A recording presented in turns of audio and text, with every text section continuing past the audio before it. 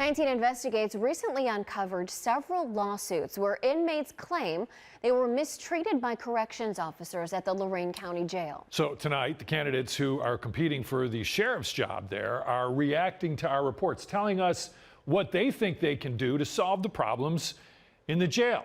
19 investigator Mike Mason now with our report. Lorain County will soon have a new sheriff. After 24 years, Phil Stamiti has decided not to run for re-election.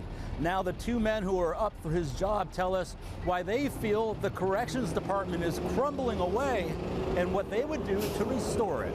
One of the things that always sticks out was a term called culture of corruption. Jack Hall and Rich Resendez both have decades of local law enforcement experience.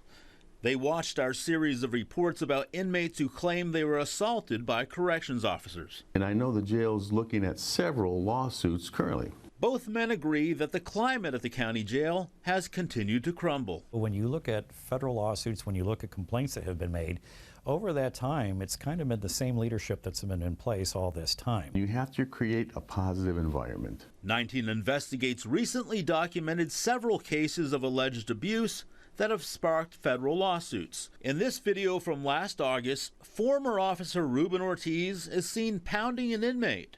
Records show he had been reprimanded for similar incidents in the past. Hall blames the sheriff for not firing officers like Ortiz, who have a history of bad behavior. Negligently retaining personnel who have been sued prior, personnel who have a horrific record. In May of last year, jail video shows corrections officer Brian Tellier apparently slamming inmate Jeffrey Fry headfirst into a wall.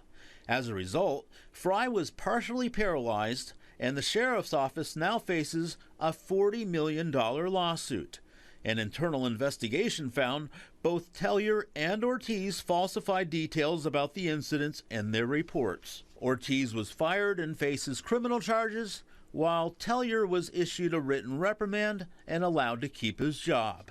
Certain people get treated one way and other people get treated another way. So if you were sheriff, what would you have done? He would have been removed from that position. Terminated? Terminated. Both Hall and Resendez feel that corrections officers must be corrected whenever they cross the line.